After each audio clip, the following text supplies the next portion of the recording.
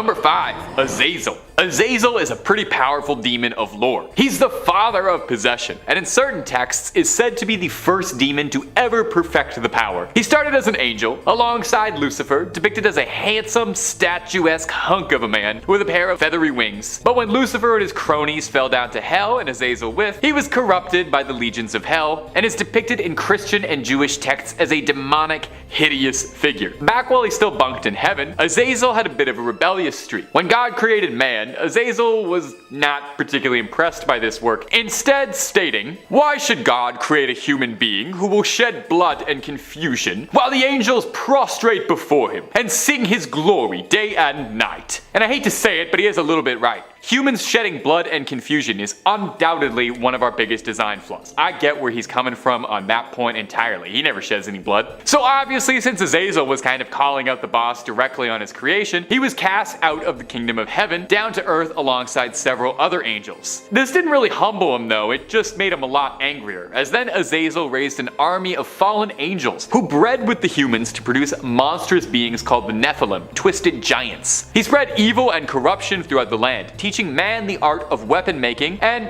apparently, if legends are to be believed, he also taught women how to deceive by making cosmetics. So if you want to blame someone for the high prices at Sephora, it's Azazel apparently. Azazel the fallen angel. Azazel is very prominent in Jewish texts primarily, where he was considered a very serious force of evil. Early Semitic tribes have been said to make sacrifices to Azazel when they made sacrifices to Yahweh at the same time. To make a sacrifice to Azazel, they would drive a goat into the desert or push it into a deep ravine. Now this wasn't actually supposed to honor him or appeal him, rather it symbolized people sending their sins back to the original sort, and this goat was sort of a scapegoat for that sort of thing, and that's where we get the term. There you go, you learned something today. And if you'd like to learn way more things, or if you just want to be entertained, Top 5 Scary is the place to be, my friends. We've got videos on demons, ghosts, goblins, aliens, cryptids, and anything scary you can name. Stay subscribed and stay scared. Alright, let's keep on going. Number 4, the Dullahan. When I make these videos, I try to get as global as I can with it. I don't want all the demons coming from one place. I believe demons obey no borders, and I think demons should belong to all of us, all over the planet. Diversity is a demon's greatest strength, after all. With that in mind, I realized I don't do a lot of Euro demons. So here's the Dullahan, a terrifying creature of Irish folklore. And I gotta say, this guy is awesome, but he's kind of like a demon Ghost Rider. I'd get an action figure of this dude in like a heartbeat. The Dullahan is a headless horseman, an undead pale rider atop a black horse. He is said to be the embodiment of the spirit of the Celtic god Cruim Dubh. The Dullahan carries his own severed head in one hand, which is so metal. It's got its mouth split open and putrid rotten skin, and in the other, a whip made of a human spine that he uses to whip his spectral horsey. Everything about this guy would make like the sickest forearm tattoo ever. It's said that wherever the Dullahan stops, death will soon follow in its wake. He rides through town and villages after dark, where the townspeople will hide away, lest they meet his perilous gaze. He blinds anyone who looks at him, and I get it, hey? Some days I don't want to be perceived at all either. Totally get where you're coming from here. Unfortunately, I have a job where I'm on camera. He has the ability to speak only once per journey of his, and he chooses his words incredibly carefully, so he'll never stop through the drive-thru no matter how much you bug him to and scream in the back seat. When it calls out a person's name, whoever's name it spoke will perish instantly. There's really not any room for interpretation or discussion here. The Dullahan rides up, says your name from his spooky little severed head, and that's kind of it for you. You're done. You're done in like a doornail. Sorry.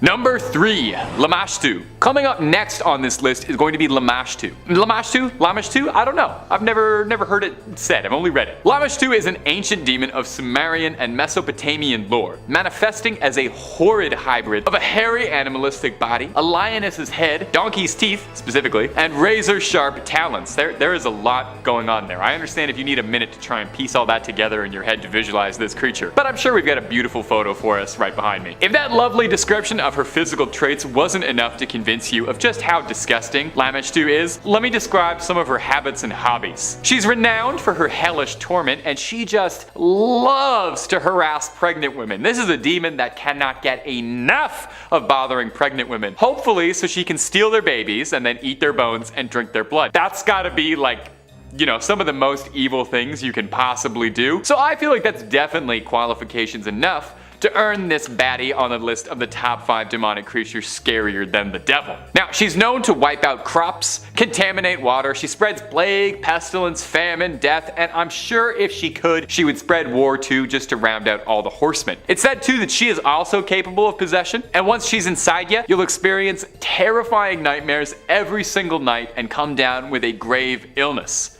Okay, so that explains why I haven't been sleeping nearly as well lately since I started reading about scary demons all the time. So what do you do if you've got a nasty donkey-toothed demoness trying to make booster juice out of your offspring? Well, ancient Sumerian and Mesopotamian people would invoke the spirit of Pazuzu, another demonic creature who is said to be a god of the wind. Pazuzu himself is a demon, and one that causes chaos and pain, and hey, look, don't get Pazuzu wrong. He will absolutely spread a little bit of famine, plague, and pestilence through the lands and torment the villagers, but he's got a bit of a soft spot for protecting pregnant women and women in general. He's a noble demon like that. Pazuzu's got some like demon honor, where he goes after demons and hunts them down who are naughtier than he is. You know how in like the Godzilla movies, the only way to stop like Mothra or Rodan or Ghidorah is to have Godzilla wrestle him for a bit? This is kind of like the demon equivalent of that. Coming up at the number 2 spot is the Oni. An Oni is a yokai from Japanese folklore. A brutal, overwhelmingly strong beast, resembling closely to like an orc or ogre or troll in Western fantasy. Nothing like Shrek though, nothing at all like Shrek. Oni are pure, brutal, hulking monsters of hatred. They're known for their fierce and evil nature, their absolute sadistic love of violence, bloodshed, and oh yeah, eating human flesh. However, traditionally in ancient Japanese texts, Oni are thought to be more complex beings than simply being all the way evil, with most stories actually featuring Oni portraying them in a more nuanced light than most demons. That's good.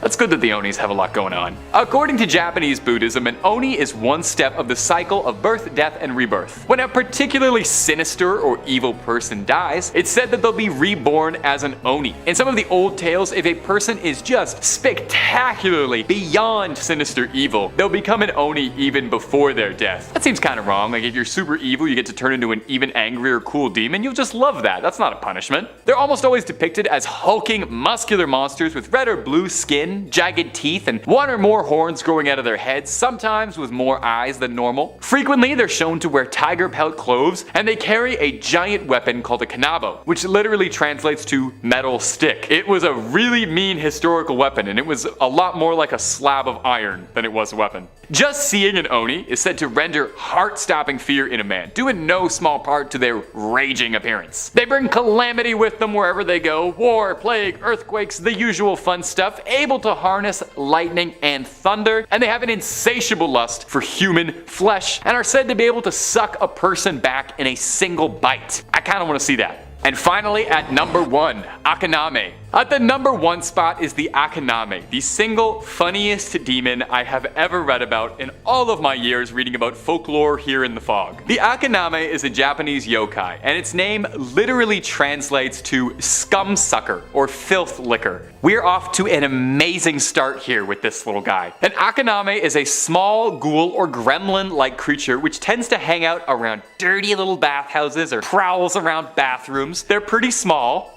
about the size of a toilet. They have a mop of greasy, slimy black hair on top of their heads. They're naked and are said to be just as slimy and greasy like their hair. They've got dark green skin that makes them look all moldy, or they have these muddy pink bodies that makes them look rotten and infected. Is it coming across to you that these things are just disgusting? That a creature called the filth licker and looks like mold on 2 feet is a vile little monstrosity. They've got these extremely long prehensile tongues that they use to eat their favorite snack, and I've been waiting for this, bathroom grime. They lap up all the slime, grease, hair, filth, and don't make me say it, don't make me say it, things that can be found around a bathroom. I was gagging multiple times reading about this demon, and I thought if I have to, you have to all know about it as well. If I'm cursed with this knowledge, I have to pass it on. This is the most foul creature ever put to paper. They detest a clean space and will never be around lemon pledge. They only appear to homes that show a complete lack of sanitary discipline, and we're told as a legend to get people to, clean the bathroom every now and again, lest they have to deal with this little toilet pest. If you've got roommates who are like a big problem, not washing the toilet seat, just tell them all about the Akaname and how he's gonna get inside your house. It's thought that the Pokemon Lickitung, adorable adorable, funny old Lickitung, was inspired by an Akaname. So if you're a big Pokemon fan, good luck ever looking at a Lickitung the same way again, knowing what it probably eats. I'm gonna be honest. Is this like the most blood-curdlingly scary demon ever? Well, it doesn't slice and dice or rip a spectral horse with a severed spine or something, but it's a goblin that eats hair off bathroom floors. That's the scariest thing I've ever heard of in my entire life. Number 5, driveway alien. Coming up first on our list is going to be this weird video of what looks to be, I'm gonna be honest with you, a visitor from another world touching down on the driveway. Now, you wouldn't expect aliens to make first contact in Colorado, but hey, here we are. In the video, we can see a really scrawny little creature running up and down Vivian Gomez's driveway. This creature had people talking after she posted the video to Facebook because, well, look at it. What is it? It's almost like it's got these giant elephant ears flopping around when it moves. And I'm not gonna lie to you, this looks a lot like Dobby from Harry Potter, so we might have to seriously entertain the possibility that this is an elf that just got a sock and is running in happiness to be free. The woman whose driveway caught the security footage, Vivian Gomez, had this to offer alongside the video when she posted it on Facebook. So I woke up on Sunday morning and saw this on my camera, and I'm trying to figure out what the heck. First, I saw this shadow walking from my front door, and then I saw this thing. Has anyone else seen this on their cameras? The other 2 cameras didn't pick it up for some reason. Now, unfortunately, her security system would only film for about 10 seconds or so. So this is the only footage she had of the mysterious driveway creature. Gomez clarified for everyone that whatever this thing was, it wasn't her son. It wasn't a kid in a costume, because she doesn't let him out by himself that late. Although I think there's definitely a real question to be asked that she saw this thing running down her driveway late at night, and she considered the very real possibility that it might be her son. Like I said, I'm pretty sure the most reasonable, rational explanation is that this is a freed house elf very excited for his future in the first time. Or an alien, very possibly. Could be an alien that just touched down, or could also be a Terminator traveling in time. That's why it looked naked. Gang, let me know down below what you think this mystery monster could have been. I'm curious to hear your input. And if you're looking for more scary content, don't even move a finger. We'll have scary videos playing after this one and hundreds more on the channel. Drop a subscribe for fresh screams in your inbox every day, twice a day. Number 4, the tentacle beast. Now, let's take a deep dive underwater for our next one and take a look at something freaky and tentacly. Ah, this feels nice. This feels like getting back to my roots talking about weird sea creatures. You know how much I love the Megalodon. A research crew comprised of marine biologists spotted the strange creature while on board the EV Nautilus, a research vessel used by the Ocean Exploration Trust, a non-profit that conducts deep-sea research. While they were down there, they captured footage of a gigantic, bizarre, tentacled sea creature swimming around the depths, and researchers have yet to be able to correctly identify it, leaving them to wonder if perhaps this is the discovery of a new species entirely. Luckily, they caught footage of this weird little thing so we can all enjoy it. The creature has a bunch of tentacles extending 16 inches from nearly 7-foot long stalk, and a single polyp with barbed tentacles cupping the polyp like spiky petals. The creature kind of looks like a bizarre, angry, spiky flower flowing through the water more than it does any other marine life I can think of. I'm pretty sure I saw this thing swimming around in the corner in one of the 800 scenes about swimming in Avatar 2. This nasty little thing was found 8,000 meters beneath the surface,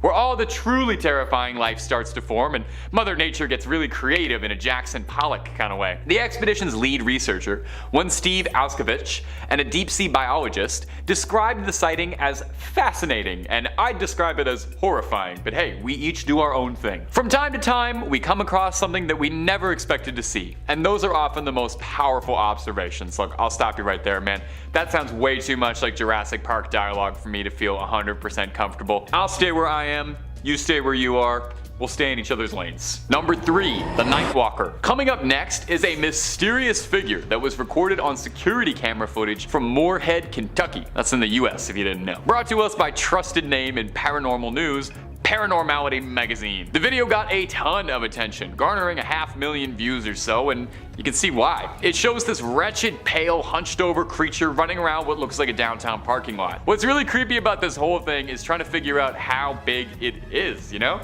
It's hunched over, which doesn't make it any easier, but you try and compare it to the car in the video and you can kind of see that it looks like it only comes up to the trunk. Is it a goblin?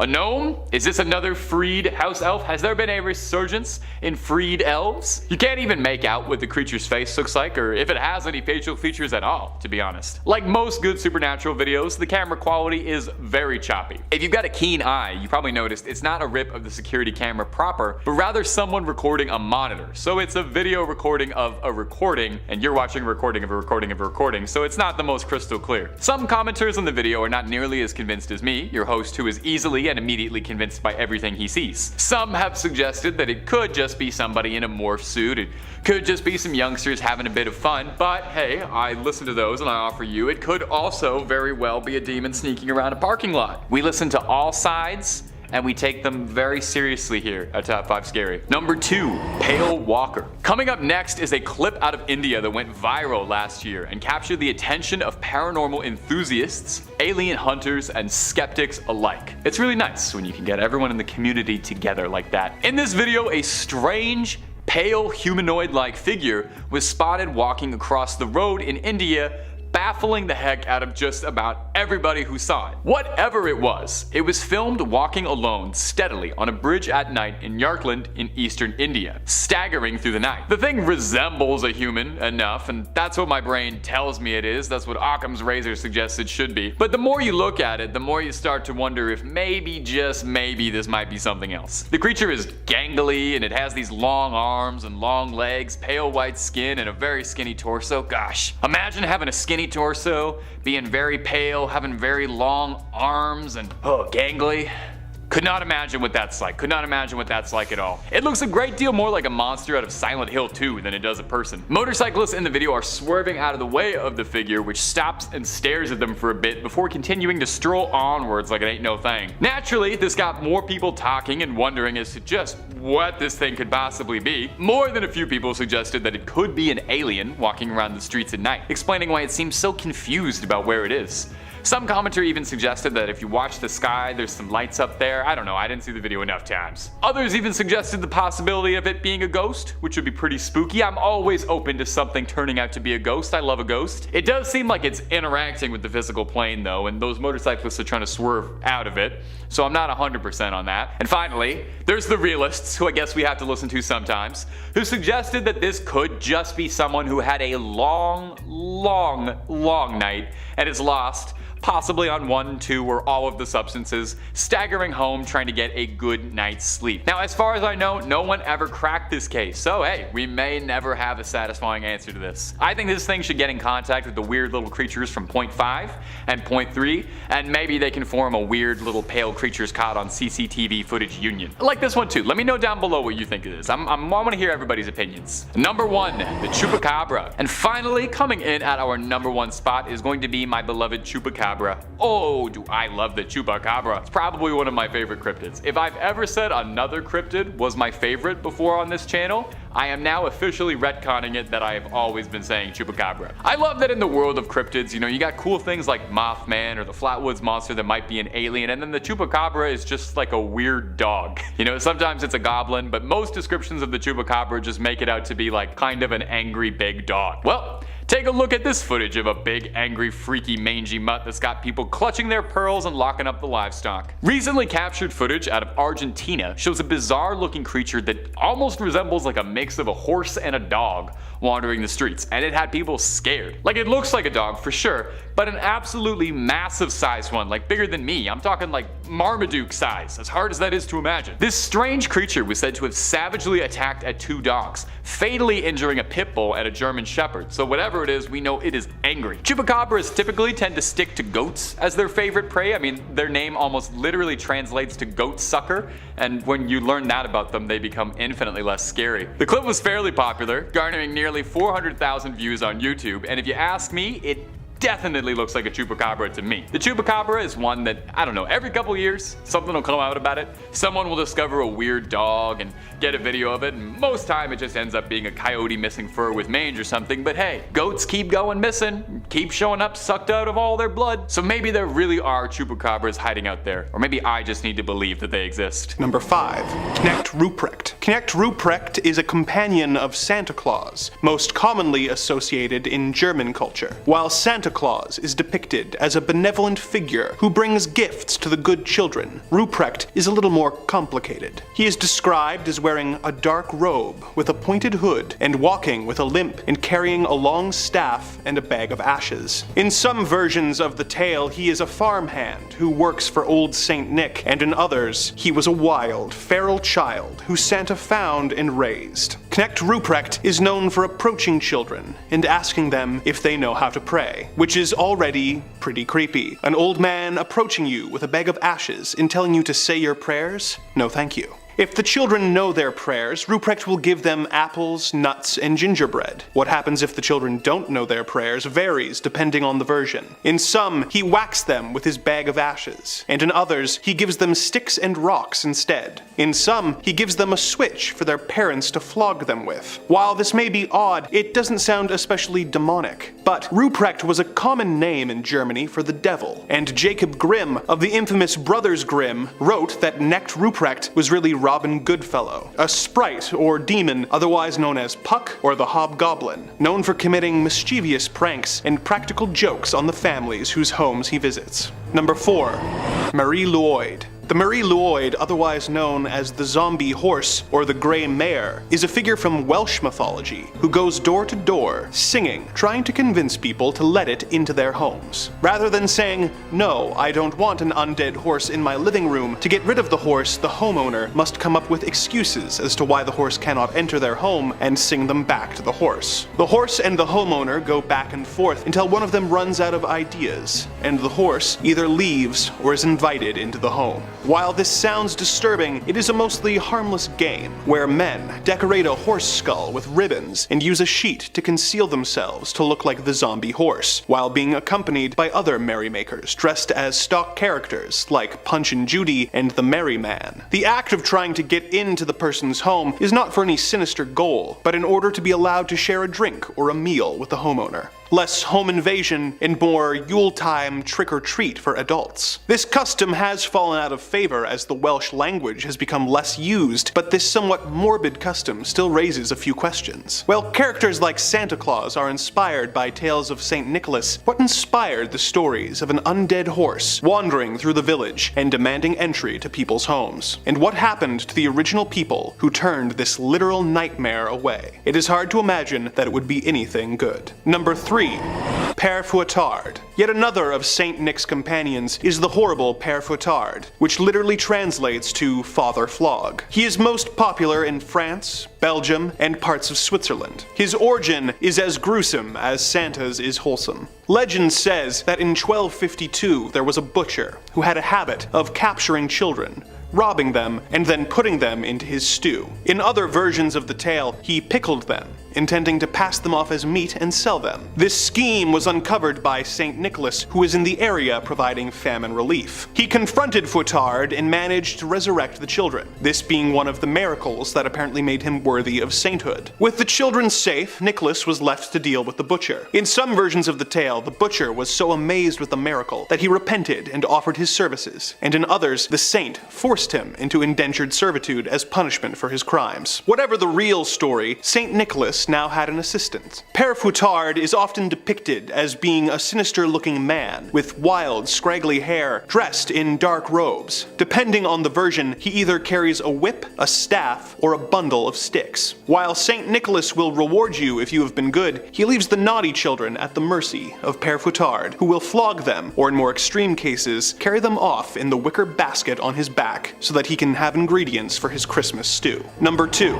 Krampus. What would a list of holiday demons be without Krampus? Perhaps the best known of the holiday hell fiends, Krampus is a figure of German mythology who is half goat and half demon, and carries around large chains that jingle and jangle as he stalks through your home. Less sleigh bells than sleigh bells, I suppose. He sports large horns, sharp teeth, and a long pointed tongue. In some tellings, he is the equivalent of Santa Claus, albeit a much more strict and brutal one. In some versions, he works with St. Nicholas, following him on his rounds, punishing the children who Santa has deemed to be naughty. In this version of the story, the lump of coal being left in your stocking is not the punishment, but a signal to Krampus that you are to be beaten with Krampus's bundle of birch sticks. If you were a particularly misbehaved child, you would be grabbed by Krampus and thrown into his sack and taken back to his lair in hell. The word Krampus comes from the German word Krampen, which means claw. In Nordic versions of the tale, Krampus is one of the children of the trickster god Loki. In Austria and the surrounding areas, there is a tradition known as the Krampus Run, where everyone dresses up as the Christmas demon and runs around town scaring children. Number 1. The Living Snowman. Our next tale comes from the town of Medford, Colorado, and involves a musician whose ambition proved to be his undoing, and a grieving family being visited by supernatural forces beyond the scope of human comprehension. In the late 90s, a musician named Jack seemed to be on top of the world. After years of struggling to make ends meet and seemingly endless touring, he had just recorded his first hit song, Don't Lose Your Faith. Unfortunately, to make this dream come true, he had been neglectful of his family, even missing his son Charlie's hockey game. In order to make up for this neglect, the family decided to spend the holidays at their cabin in the mountains, but they didn't know that the worst was yet to come. While on the way to the cabin, Jack received word that he had been booked for a gig that could make or break his career, and set off with his band to finally make it to the big time. At some point that night, Jack changed his mind and decided to spend the holiday with his family. He borrowed the car of one of his bandmates, but due to the vehicle having faulty windshield wipers and a horrible blizzard, Jack never made it back to his family. His son Charlie grieved for him and, according to rumor, used a cursed harmonica to try and summon his father's spirit. But without a body to inhabit, Jack's soul took control of a nearby snowman. Terrified by what had occurred, Charlie tried to escape, but according to eyewitnesses, the snowman followed the boy. The snowman proceeded to attack the local children who had been bullying his son with snowballs, before escaping with the terrified boy on a sled. As spring approached, Charlie's behavior began to become more and more unusual, as he took this snowman with him everywhere, even running away with it to the mountains in order to try and prevent its melting. His mother, Gabby, eventually found the boy, and they returned without the snowman. Life returned back to normal, but rumors of the living snowman continued to be whispered among the townsfolk, fearing that it would someday return and go after the children again. What happened to this living snowman? Is it melted, or is it still in the mountains, possessed by the spirit of the musician Jack Frost, waiting for revenge? Number 5. Grigori Rasputin. Grigori Rasputin, the Mad Monk of Russia, was a mystical healer who wandered Russia in the early 20th century. Now, I could do a plot summary of what Rasputin got up to, but honestly, Boney M did a better job than I ever will, so just alt tab out of this video real quick, listen to that song, come on back. Okay. Did you? Well, if you didn't, the quick rundown is that the black monk genuinely believed himself to be a holy healer with otherworldly powers, and was appointed a lofty position by Tsarina Alexandra to heal the young prince of his hemophilia. He was rumored to be part of a secret order called Klisti, connected with all sorts of scandalous practices. Now, no official connection was ever made to Rasputin and the sect. Rumors of the man still persisted. He carried an infamous reputation around the country, with stories of his wild debauchery and black magic, stories of wild powers. Did he really have otherworldly powers? Given his infamous nigh immortality, I am a bit inclined to agree with him. The man simply could not be put down without serious effort. There was a plot to have him enticed by a courtesan and castrated until he caught wind of it. In 1914, he was in the chest by a beggar and shrugged it off like it was nothing. Now, of course, the most famous story of Rasputin was his assassination at the hands of the Tsar's cousin and a handful of noblemen. As the famous legend goes, he was poisoned, bludgeoned, and drowned, and still that wasn't enough until he passed later in the day. Was Rasputin just Russia's toughest customer, built different? Or did he have some sort of mystical help from another world? We may never know. And are we having fun with the channel, my little freaks and creeps? Stay subscribed for more scary content every single day. Number 4. Vlad the Impaler. You know, with a title like Vlad the Impaler, it's safe to assume that the guy was probably up to no good, demon or no demon. Perhaps you've heard the legend that Vlad Tepes was the inspiration for Count Dracula, which should tell you even more if you want to judge of this guy's moral character. Vlad was a prince of Wallachia, an area that's now known as modern Romania. Vlad grew up in a very dark period of Wallachian history, coming up while the Ottoman Empire was setting its sights on just about everything good in Eastern Europe. Vlad was made king of Wallachia, but first he was deposed and exiled after an assassination plot on his brother and father. He would reclaim the throne in 1458 and quickly began a campaign of bloodlust to show the world he was not someone you should be messing with. One of his most infamous acts, and where the dubious title comes from, was after fending off an Ottoman invasion, he impaled 20,000 soldiers and left them as a grim forest of the damned. And some legends say he would eat dinner in front of this. Downright demonic behavior. There's some debate as to whether or not he really is the inspiration for Dracula, although of note is that beside his infamous sobriquet Vlad the Impaler, he went by the nickname Vlad Dracul, owning from his father's position in the Order of the Dragon, which translated to Dracul. There are also stories of Vlad washing his hands with the blood of his enemies, which I'm gonna be honest, that kind of sounds like something Dracula would do. It's worth noting too, no one really knows what happened to Vlad's body. We know that he was slain in battle, and that he was eventually put down after years of carnage, but his body or grave has never been found. Perhaps it's because it's still walking, or flapping. Whatever a bat does. Number 3.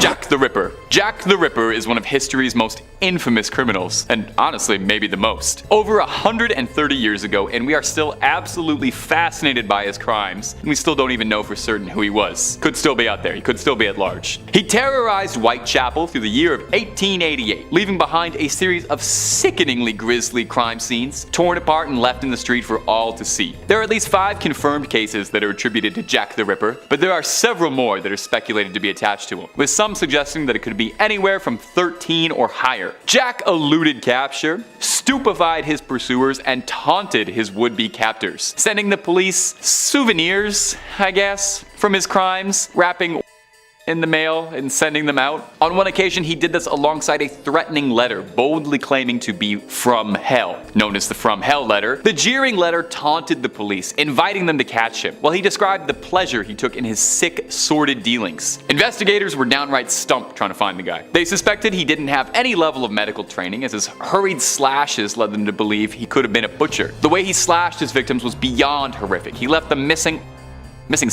and in some cases beyond recognition. It seemed too like he could be in multiple places at once. A body discovered in New York a few years after the crime spree matched the victims of Whitechapel almost perfectly. Was it a human performing all these sickening acts? Or could the Ripper's mangling be attributed to a demon that was preying on the women of White Castle? It would explain how he was so elusive and managed to evade capture for all those years. Number 2. Emperor Nero. Now perhaps you've heard of Emperor Nero. You've probably heard the story of him playing the fiddle as Rome burned around him. But honestly, historically, that barely even cracks the top 5 craziest things Nero ever accomplished in his tenure as emperor. Nero set a new standard for wildness as a world leader that I think has never been matched again. Where do I begin with him? Let's start off small. He had a dedicated legion of soldiers, referred to as the Augustans, whose sole function was to follow him around and clap and hype him up whenever he would perform. Now that's kind of harmlessly crazy. So what about the story that Nero used to use his enemies as torches for his gardens? Yeah, Nero had a passionate hatred for Christians, blaming them for the infamous fire that engulfed Rome, which some historians believe Nero himself started. That's pretty wild. But what about the fact that Nero would dress himself in the skins of animals with his romantic partners? Or about how he orchestrated the deaths of his mother and brother? Nero ensured his own position as emperor of Rome. Emperor Claudius married Nero's mother Agrippina, who then adopted Nero as his own son. When Agrippina poisoned Claudius, Nero took the throne, and then to ensure that he could keep that position on that lofty chair, he poisoned his stepbrother and would later poison his own mother to make sure no one could challenge him as emperor. He then enjoyed all the pleasures of Rome as much as he could. He depleted the treasury of Rome at one point solely to make a statue of himself in his own honor, the Colossus of Nero, to leave a lasting legacy. In the end, after years of insanity, Nero took his own life by ordering one of his own servants to stab him, after being told he would be executed by the state as he was considered an enemy of Rome. He bemoaned what an artist the world was losing. Nero's proclivity for wild debauchery, outrageous pursuits of pleasure, intense wanton cruelty, and violence towards Christians led some people at the time to view Nero as the Antichrist himself. And to be honest, I get it. Number 1. Manson. Charles Manson, the most infamous cult leader in history, and he might very well be one of the most famous criminals of all time. Charles Manson had a hypnotic level of control over his devout followers, leading them to a dark crime spree that would claim the lives of 35 people. Now, Manson himself never raised a blade to anyone that we know of, but rather used his domineering charisma to orchestrate the slayings down to the littlest details. He had a grim vision of an apocalypse where he believed there was going to be a race war, and that his family needed to prepare for this. And part of these preparations was bumping off key celebrities he had a list of. Manson had dominion over his followers, giving them sacrament every day, when in reality he was just giving them illegal substances to keep them impressionable. He banned glasses, calendars, watches, clocks, and anything that would ground them to the real world and made them more malleable to his will. Now, Manson and his family are host to a number of conspiracy theories. There's a very popular one saying that Manson himself is a product of the CIA's MK Ultra brainwashing program, and this is why he was so effective at controlling other people, and that the whole Manson family cult was a CIA op to destabilize the hippie movement. But another very prevailing theory is that the Manson family were Satanists, and they were part of a nationwide cabal connected with other dark crimes around the same time, like the Son of Sam. Manson's obsession with evil, his dark dealings, and complete control over his subjects do make him seem a bit like a modern-day Lucifer. Could Manson have had a supernatural level of control over people? Number 5. Pazuzu. Our first terrifying demon up on this list has made quite the career for himself in pop culture. He's picked up some small gigs here and there. He's serving as a sort of mascot of sorts for the real fake band Gorillaz, multiple cameos on Futurama, and won some acclaim for his star-studded role in The Exorcist, possessing Reagan and making us all afraid of pea soup. Although his real historical background is far more interesting than any of his pop culture appearances. Pazuzu has been around for a long time, first being recorded as a Babylonian demon wind god, who was always playing both sides so he'd come out on top. He was a god of wind, and it was thought that the wind ravaging, storms, and locusts were all byproducts of Pazuzu's rage. But he was also thought to be a protector. He would protect the home, taking a particular liking to watching over pregnant women. He was an incredibly destructive force in nature, and when it would come time to throw down, Pazuzu would fly across the world, breaking the wings of other demons to prevent them from getting into any trouble. Sort of like a demonic Batman. His portrayal in The Exorcist is probably where most people know him from and assume those things about him, where he's seen as a much more plain Jane possessing demon, lacking his impressive wings and other traits, and not doing a whole lot of flying around or anything with the wind, focusing a lot more on projectile vomiting and harassing a couple of priests. The real Pazuzu is a lot cooler than his Exorcist appearance, but no doubt more people know about that than they do an ancient Babylonian wind god. I don't think I'd like to spend much time with either incarnation face to face, and those priests definitely didn't want to either. Now ghouls, goblins, lend me your ears, and subscribe if you wouldn't mind. Number 4. Belphegor. Now another demon who's had his moment in pop culture. Maybe you recognize Belphegor from Supernatural's first fledgling season, all the way back when the boys were wide-eyed and hadn't even died once yet. Or maybe if you're a Persona fan, you recognize Belphegor as the perpetually bored demon on the can. It's a video game with a talking cat. And you play as a guy who's got a healthy sleep schedule and can manage his social circle well. It's not a game focused on realism. But it turns out, doing a little research, there was a reason for this foul demon's appearance.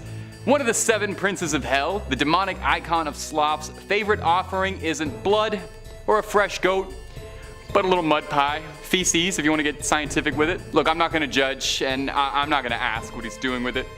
Old lore just says that if you wanted to summon Belphegor, you had to bring him a lot of feces. There's no metric volume ever listed, just a lot.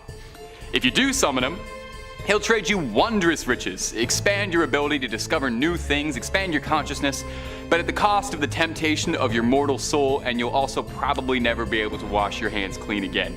I'm sorry, I don't usually work so blue.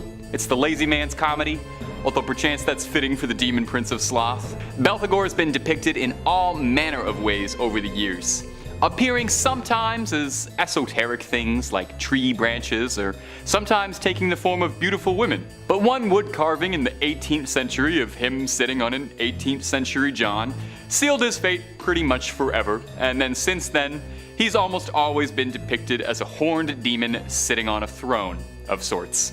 Belphegor, I want to make something clear here. I'm not making fun of you. I'm trying to make sense of all this. Number 3, the Legion.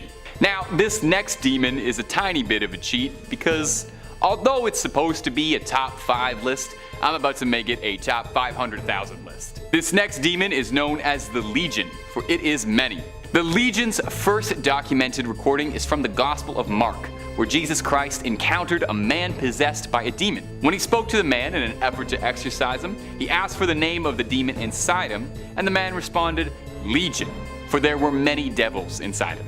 Upon being exorcised from the man, the Legion asked if it could instead be transferred to a herd of pigs, which he then obliged.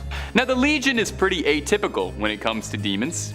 It's not the prince of anything, it's not the manifestation of any one sin, and it's not any one thing at all. The Legion is made of countless demons that all function together in unison like a hive mind. When one has a thought, the rest of the Legion obeys. When one member of the Legion speaks, the rest of them speak all at once. Now sometimes the armies of Satan are referred to as the legions of hell, but I guess the Legion is a separate thing altogether. It must make filling out forms very difficult. No one's really sure what sort of demons the Legion are or what they look like even. It's just agreed that there's a lot of them all working together on their common goals. Like I said, no one really knows what they look like, but if you've ever seen a horde of, anything all in one place, you can't imagine that it would be anything pleasant. Now the Legion isn't as much of a pop culture starlet as some of the other demons I've mentioned on this list, but that doesn't mean that it's influenced things in pop culture. The phrase Legion for we are many appears in all sorts of different things, probably because it's just a very cool way to describe yourself. A recurring boss fight in the Castlevania video games called Legion appears as a writhing mass of bodies, no doubt inspired by the story. And the character in Mass Effect named Legion is an AI life form comprised of thousands of individual AI working in tandem, who directly references the story, introducing itself, saying we are Legion for we are many. And while I'm on it, Legion was the entire best character in Mass Effect, but that's neither here nor there. Sleep easy, big guy. Number 2, Beelzebub. Now we're getting into the big hitters. Beelzebub is thought to be one of the first angels to have ever fallen to hell, alongside Leviathan and Lucifer himself. He and Lucifer actually have a bit of an identity crisis, as the two are sometimes thought to be interchangeable. They must have similar haircuts. Some demonologists argue that Beelzebub is another name for Lucifer, and some others pose that he's one of his most trusted lieutenants. But whatever Beelzebub is, everyone can agree that he's pretty horrifying. His history is fairly interesting. It's thought that his namesake is a mockery of the god Baal, an ancient Bronze Age god of fertility. Some scholars believe that Beelzebub's name comes from Beelzebub, translating to Lord of the Flies, inferring that the followers of Baal are nothing more than flies worshipping a dung god. They didn't get the memo that Belphegor was the dung god. The Lord of the Flies sort of ended up becoming Beelzebub's title, with almost all depictions of the demon featuring flies in ubiquitous amounts around him. Occasionally he's even depicted as a giant fly. It's very Kafkaesque. Beelzebub is said to be one of the most powerful demons inside of Hell's domain, capable of great control over humanity, able to tempt them. Beelzebub was cited during the Salem witch trials as the entity that had corrupted and swayed so many women to witchery. Now there's some discrepancy as to what sin Beelzebub is thought to preside over, with some offerings saying that he represents pride, some others saying that he represents gluttony, which I would say probably seems a little more fitting for a fly demon anyway, and he's most commonly associated with gluttony. Number 1, Asmodeus. Yeah, it probably would have made a lot of sense to have Lucifer as the number 1 spot on this list. I mean, he's the king of hell and all that. So let's just take this moment, give him an honorable mention, and say he's at the number 0 spot, just because I thought it was a little obvious, and I'm pretty sure you know who Satan is, and there's other demons we could talk about, bring up some unknown ones. So filling in at the number 1 spot is Asmodeus, one of the princes of hell and the embodiment of the cardinal sin of lust. Asmodeus fell from heaven alongside the other fallen angels, reforming as a prince of hell. Asmodeus is said to have been married to Lilith, the primordial she-demon, famed for her banishing from the Garden of Eden and famed for destroying Frasier Crane. Lilith was cursed and banished for her defilement and depicted as a temptress, and Asmodeus saw all that and was like, hey girl, I'm into all that stuff. You want to procreate an endless stream of demons into the world and reign over a dominion of chaos? And the rest is wedded bliss.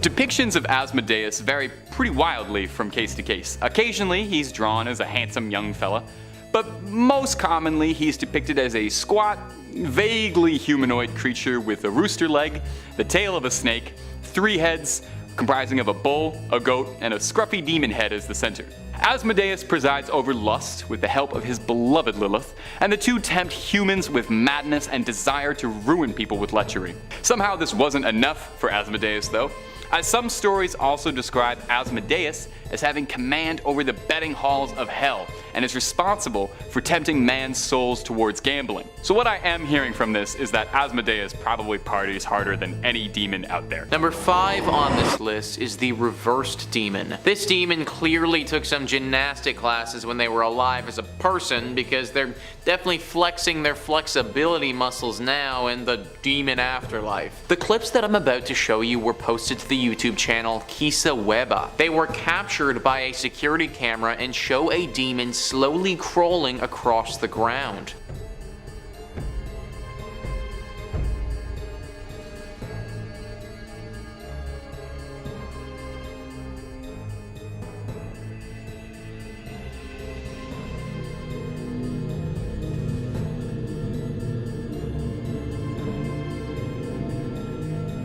So as we can see, that demon is just slowly meandering along, minding its own business. Now, you may think that this is the end of the story, but it's actually not, because that thing was caught on another security camera in the area a little bit later. Let's take a look at that.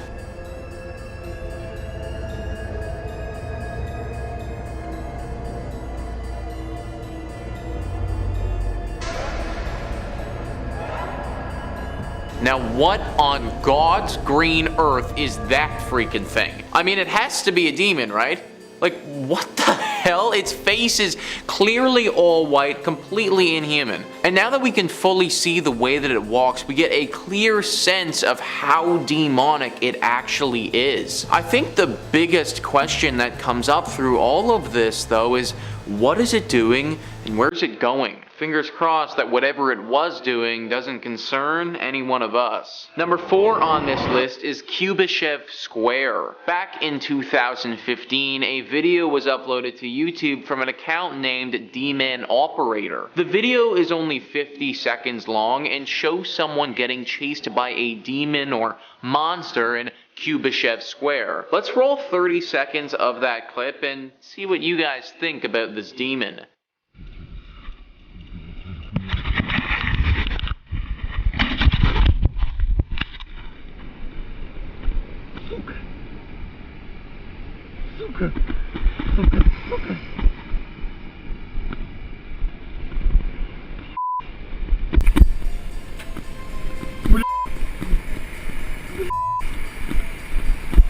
So the man gets into the park, and just to the left of him is this completely demonic looking spider creature. It's slow out of the gate, but then it starts coming after him. The final 10 seconds of the video is going to show this thing get really close to him and then spit what looks to be some green toxic fluid out at him. Let's roll that now.